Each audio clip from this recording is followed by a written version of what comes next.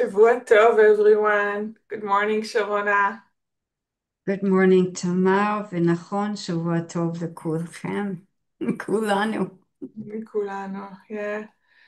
And again, waking up in the morning, start a conversation with good thoughts, helping us illuminate the day. And we talked over the weekend and we decided we're just going to go on with the show, with the program.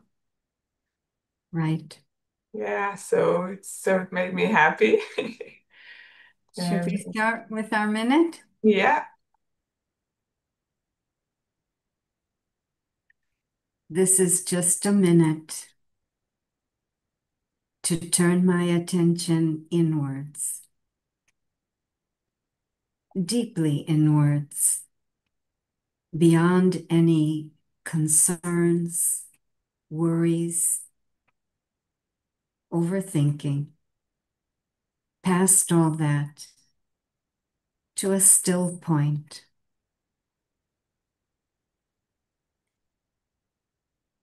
And just allow myself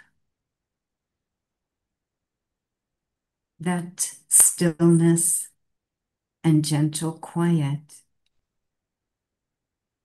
in that sacred space deep within.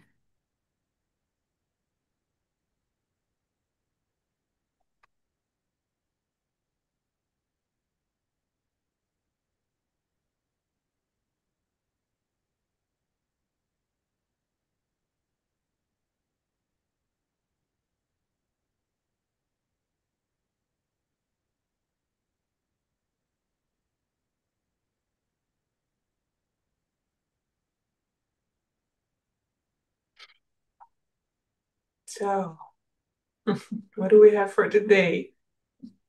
Today's food for thought is if you do not control your mind controls you. ובעברית אני אגיד, אם אתם לא שולטים במיינד You שלכם, froze there for a moment. שומעים עכשיו? Yeah. אוקיי. Yeah. Mhm. אז בתרגום לעברית, אם אתם לא שולטים במיינד שלכם, המיינד שלכם שולט בכם. And I have to tell you, Sharona, I have an issue with the word control. Yeah, I know you mentioned that the other day, and I think it's just a question of vocabulary because it's not really about controlling, which does evoke the image of suppressing, repressing, restricting, which is not positive, let alone healthy. It's more like understanding my relationship to my mind and taking charge of it. For example, can I understand, firstly, that I am separate from my mind? I mean, we even say my mind. We don't say I'm separate from the mind. I'm separate from my mind. It belongs to me. So who is this me? I am separate. And so it's like maybe the mother. Um, Managing the children because thoughts are like children. And if we're, just allowing any kind of thoughts into the mind, then we've got mischievous children and they need to be controlled, managed. Another word that we like to use at the Brahma Kumaris is not so much the parent that I am, and then the mind and thoughts as my children, but I, the soul, as the master, the ruler of this body, all the organs, including the subtle organs, such as the mind and the intellect and my personality traits. I am the ruler. So to rule the mind, don't let the mind just go off and do whatever it wants and possibly destroy the whole kingdom. kingdom of the self. Yeah, that's a metaphor I like. I like a lot, seeing ourselves as the ruler. The same way I decide if my hands is like gonna slap somebody or is it gonna raise up or what it's gonna do. Having understanding that the mind, which we sometimes feel is working automatically Yeah. without our control. That's right. And for that I can really relate. But it's a really interesting question. How do you um, and I do want to say control and not manage because I like the word manage a lot better. Yeah. I can relate to the word manage, but we are trying to do something else, I think. We do try to rule.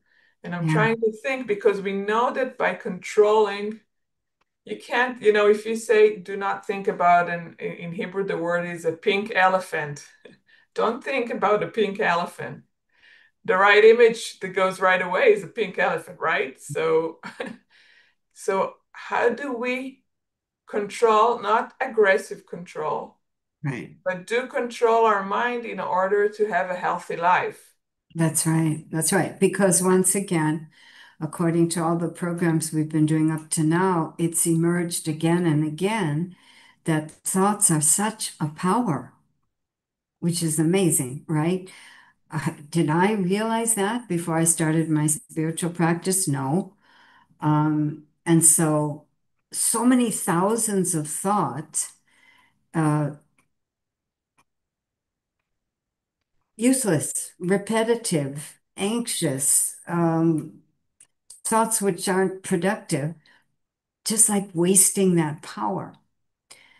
So as I think, so I'm going to feel. It's so powerful to know that if I can manage or rule my mind, then I'm going to be ruling my feelings, which is fabulous. I can come out of a stormy mood. I can come out of a depressed mood.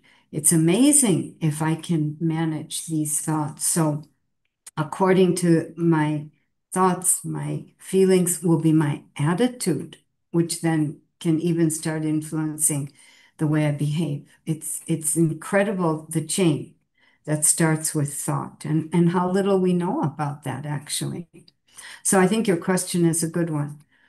And uh, I think you need, at least in my experience, what works the most is I'm not stopping the thought as much as I am feeding my mind something better.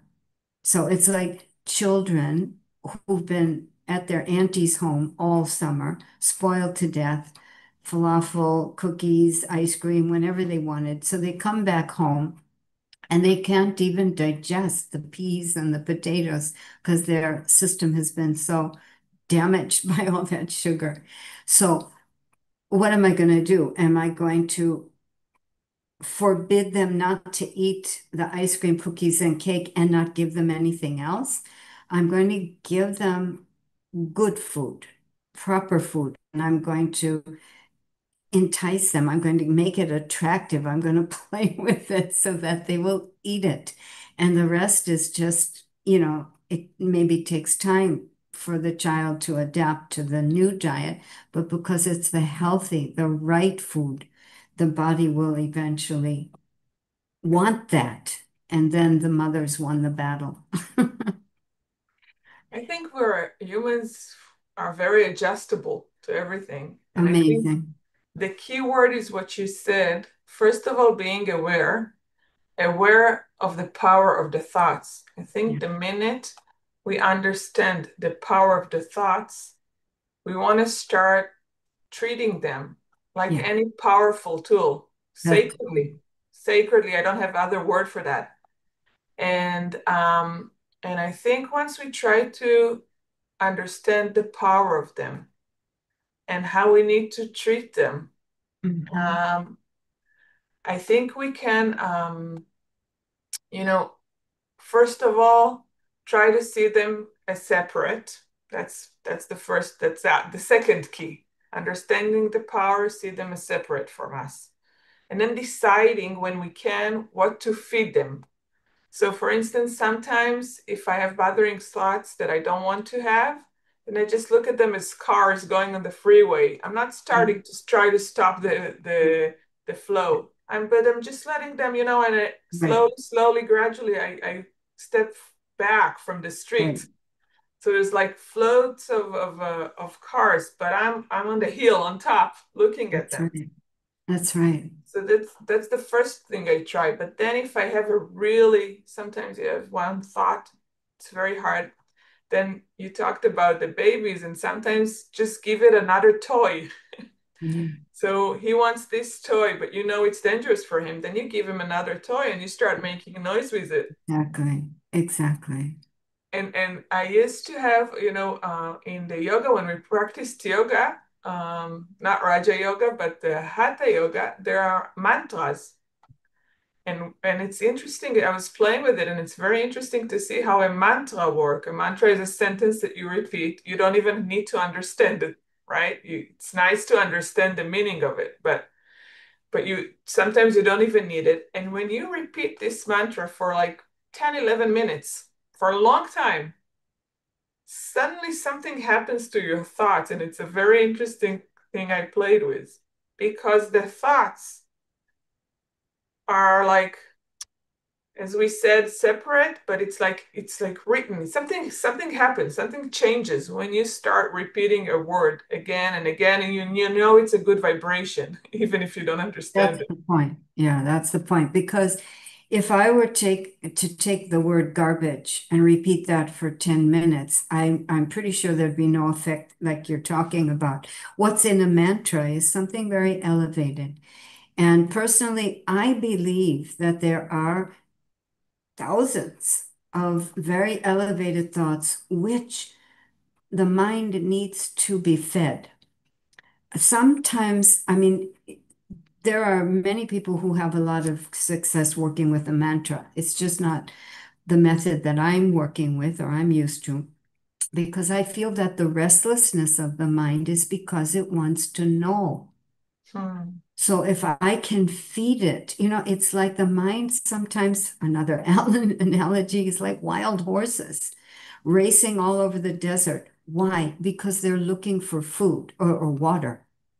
So if I can bring them knowledge, the missing pieces of the puzzle, such as what happens in a spiritual practice where you start working with a larger picture, if I can feed them appropriate thoughts relating to whatever has triggered me or disturbed me, that's like calling all the horses together because here's the water. Natural concentration. And going back to the analogy that you indicated, I like it very much. Separate, this whole idea. This is my first power. This realization that the thought can be whatever it wants. I'm separate. You saw yourself standing on top with the flow of cars going beneath you. That is so beautiful. And the next step for me, that is to remember in that position of being separate that I have a choice. I have a choice. I don't have to, I'm not being dragged onto the highway and forced to follow those cars. I can completely turn my back on that whole highway, face another highway going in another direction, or I can just look at the sky. um, I have a choice, and that's where the power starts becoming very real because I can choose any one of these larger picture thoughts, and that would be healthy food for the mind. Yeah, I really like what you said about trying to see what the mind needs, or talking about the horses that are looking for something. He looks for something that which will calm him down, That's right. or something that he and looking for that. And then any, I have a religious friend. She reads like shacharit Right. בבוקר, Right. or a tefillah, anything that helps the mind start getting the food that relaxes him, that Hmm. gives him hope. Mm-hmm. Anyone can choose whatever. And I know the sentences we use in the Raja Yoga, they're beautiful. They're beautiful, Mm-hmm. elevated thoughts that help us exactly like we do in the program. They Mm-hmm. help us feed our mind, and the mind becomes quiet and it becomes restful. It becomes detached. The Yeah, soul becomes detached from the mind, the thoughts, and then can make a choice. And the choice will be much, much better than if I was right in the middle of the storm. yeah, I'm separate, and then I'm able to see all my choices, and I make some other choices. Mostly we think that the choice is about what I'm going to do, but you'll have power in first working at this more subtle level and choose your thought. How am I going to see this? For example, just dead practical here.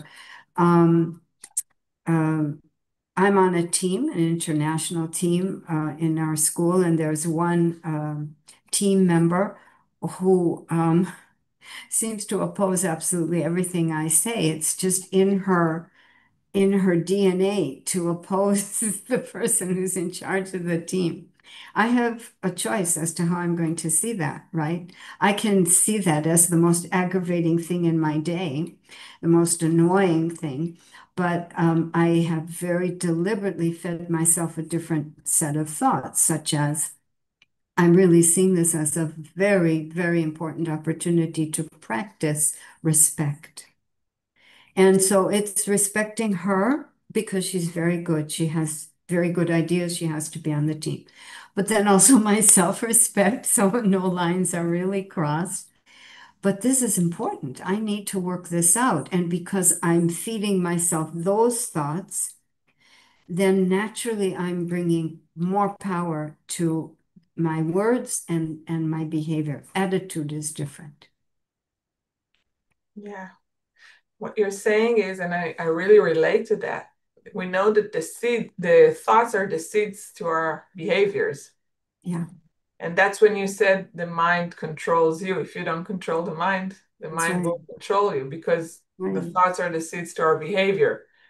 And I think whenever I come, I also had some issues like that last week.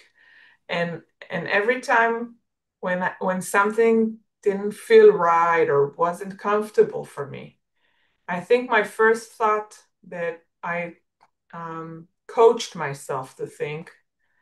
First of all, I remember that we're playing here, we're players, we're actors, we talked about it. But the second is, what does this situation is here to tell me? How do Yeah. I benefit from her? And the minute I start thinking about that, looking curiously, So really true. curious at the situation, not playing in it, just playing, looking curious to see what it's here for. Why is it here for? What can I Great. learn from it? Great. And that gives it a different perspective Totally. right Totally. away. And then I really believe that it's true that right now, especially we're in a period in time in which learning needs to be happening 24/7 because we have a lot we've forgotten. We've forgotten that we're really masters of the self. We're rulers of the mind. And it's not that any thought creates any feeling, and any feeling creates any such words that then I have to be sorry for and spend a lot of time fixing. We are in charge of this mind. And so there are all sorts of opportunities during the day to upgrade the quality of food I'm feeding this mind. But then am I remembering that, such as your example, which is so powerful? But there's one more thing which I liked very much in what you said. You said, if a child wants that toy and it's dangerous and you know it, you give him another toy. This is a kind of stretch, but even when I'm offering another kind of thought to my mind, which ultimately it'll be so thankful to me for giving it because that's what it wants. It doesn't want this junk food all the time. Um, but sometimes you have to play with that child, you know. to get her to eat the peas and potatoes, you know, the little airplane, and then oop. So playing. I think that if we can play with our mind, play with our thoughts, and keep this degree of lightness, we win. We win. Because another aspect of the larger picture is that goodness is not going to win. It's not because we're in the total extreme of darkness and evil that goodness doesn't have a chance. On the contrary, we know the natural movement is to swing to the other extreme. So nothing to get heavy about. This lightness is another power. That's a great thought to end the conversation with. So we move into another minute Always. of silence. Yeah. Great.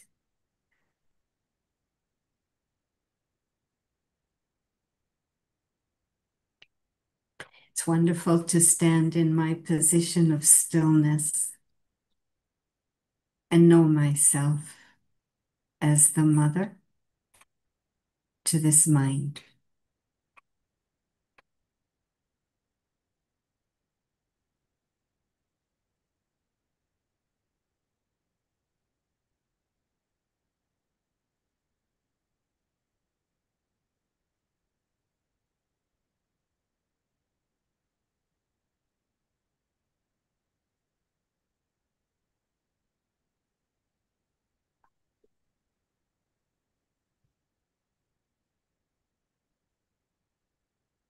Let's have a great day with good games.